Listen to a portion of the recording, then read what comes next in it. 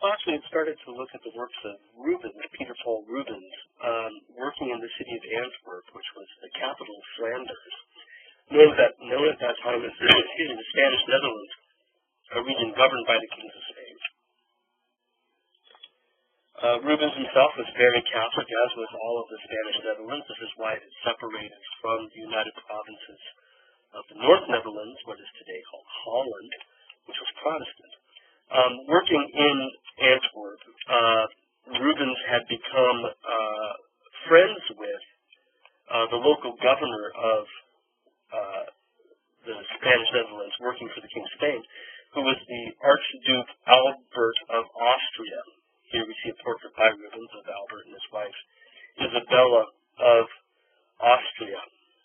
Rubens was not only friends with the Archduke and Archduchess, but also served for them as a diplomat. He was incredibly learned, Rubens was, very, very well read, and spoke about 5 different languages. So he made a perfect diplomat for the Archduke and Archduchess, especially during this period of war. He had gone on various diplomatic missions for them. In fact, he had gone on a mission to Spain in 1629, where he met Velázquez. The two of them toured King Philip IV's painting collection together, which would be one of those things I would love to have heard what they talked about. But what's interesting is that those are Rubens' paintings on the wall behind Velázquez, over 20 years after the two artists had met, and he kept his works around as inspiration for him. This art break will talk about a work he had done while on diplomatic mission to France, part of a series of works that were commissioned by the Queen of France, who was also the mother to the first wife of Philip IV of Spain. Not the one in the mirror in Las Meninas, but the wife before that had recently died. Marie de Medici was, in fact, her mother. This sort of courtly intermarriage between the different ruling houses of Europe was a key component of diplomacy in the 17th century and before. Rarely were marriages out of love, especially at this level, but arranged to consolidate power. And in fact, Marie de Medici was not the first Medici to marry into the French royal line. Catherine de Medici was her husband's paternal grandmother. So the Medici were already part of the French royal line even before Marie married in 1600 the King of France. Her husband was King Henry IV of France. And like I said, they married in 1600. As part of the series of pictures that Rubens does for Marie de Medici, we see here the marriage being arranged, a portrait of Marie being brought to King Henry for his approval. He sees that she's beautiful and agrees to the marriage. Their son was Louis XIII, or would eventually become Louis XIII. Henry IV was assassinated in 1610.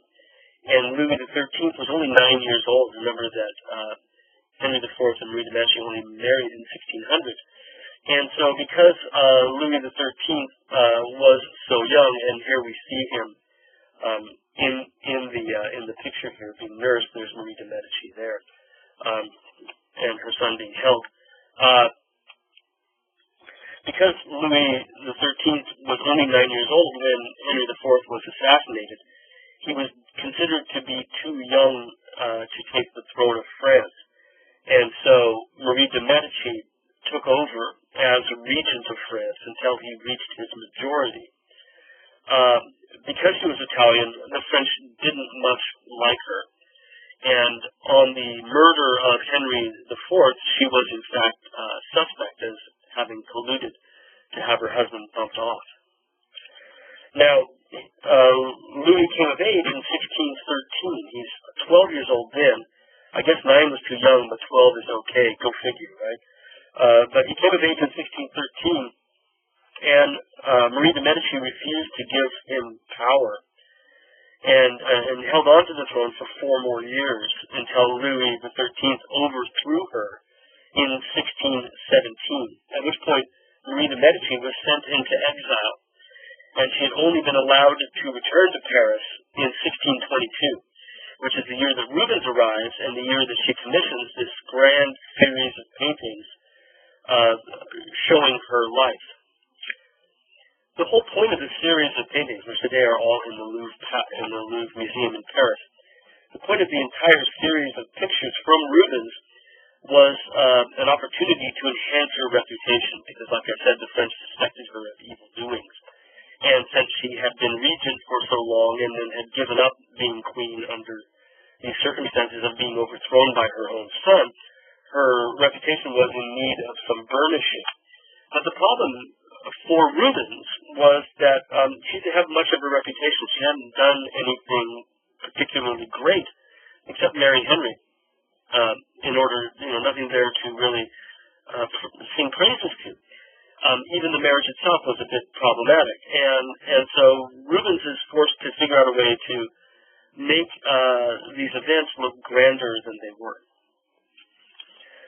One thing that he does, of course, is to work on a grand scale for these palace decorations, and that certainly does help to aggrandize her. The problems that faced him was the fact that, first, the marriage itself was an arranged marriage.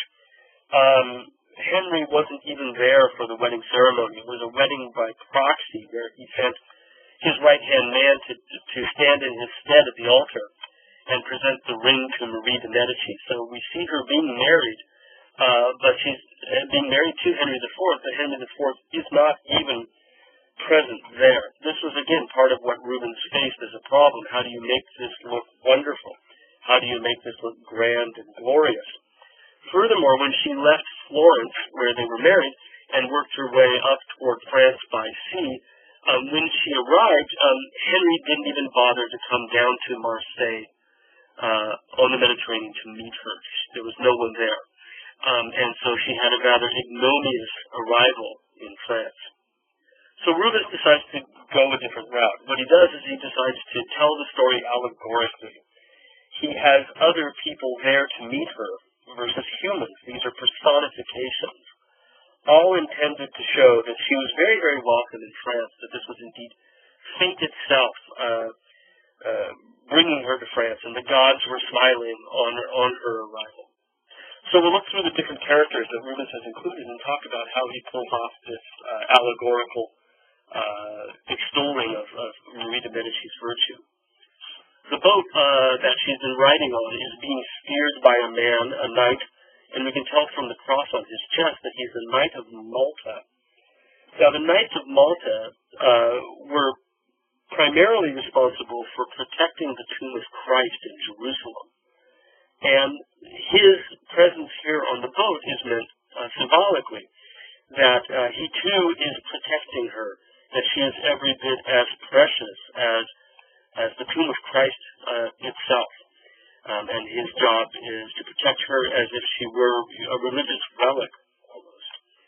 The boat is adorned with the Medici coat of arms, this shield with the 6 different balls on it was the Medici coat of arms.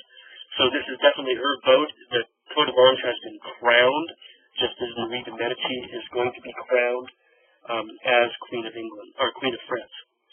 The Knight of Malta is necessary as the boatman because the boat is working its way through some very, very choppy waters. And these are personified by these sea nymphs called Nereids. They are allegories for the rough and choppy seas that Marie de Medici has navigated to arrive at France. Obviously, this is meant as a symbol of the political turmoil that existed in 17th century Europe. We've talked before about the fact that Spain and Holland are engaged in the 80 Years' War at exactly this time. But there's also another religious war being fought between Protestants and Catholics, the 30 Years' War. So Europe is really quite embroiled in war at the time that Rubens paints the arrival of Marie de Medici at Marseille. And the choppy waters that Marie has to navigate to get from Italy to France is certainly meant as a symbol for the era of war. Not only does the the Knight of Malta assure her safe passage, but her boat itself is guided along by Neptune himself, the god of the seas, identifiable by his triton, that pitchfork that he holds in his hand, is not only pushing the boat through these choppy waters. We see cannon firing directly behind his hand. Again, that interest in engaging all of our senses, right? But pushing her now towards shore, steadying the ship within these choppy waters as they put down the gangplank, and Marie de Medici herself moves down the gangplank with her sister and her aunt to be welcomed in France.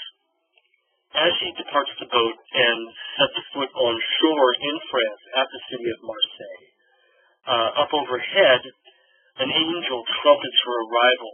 We know that this is another allegorical personification, going all the way back to ancient Roman art, a personification of fame itself. So her fame is being heard throughout the lands. And what she has directly before her are figures representing France itself in a long cape with the French royal arms, dressed as a Roman soldier, since France had good Roman roots, accompanied by a young maiden who is meant to be an allegory for the city of Marseille. Both of them are bowing before Marie de Medici, offering her honor as she arrives. So France itself is happy to see her. The gods have steered her here. Her fame is broadcast as she lands. This is how Rubens has made this rather ignominious landing, where her husband couldn't be bothered to show up to meet her, into something glorious, wonderful, and lasting through time. One last element, we had talked about how the Council of Trent had demanded that pictures be clear and simple, and how many pictures that we've seen in the Baroque era, while being very dramatic, were also easy to read. Those precepts coming from the Council of Trent only applied to religious pictures. They didn't apply to secular pictures like this one. And in fact, it is quite confusing. You do need someone to explain it to you. And someone years later came to Rubens and said that they couldn't remember what this entire series of pictures meant. And Rubens wrote back and says, I can't remember either. He said, I wrote it down once, but I lost that paper, so I really can't tell you what the entire sequence of the images means anymore. So Baroque does have this tendency, especially as it develops through the 17th century, to get a little bit busier, to get a little bit more confusing, especially in pictures that are not religious.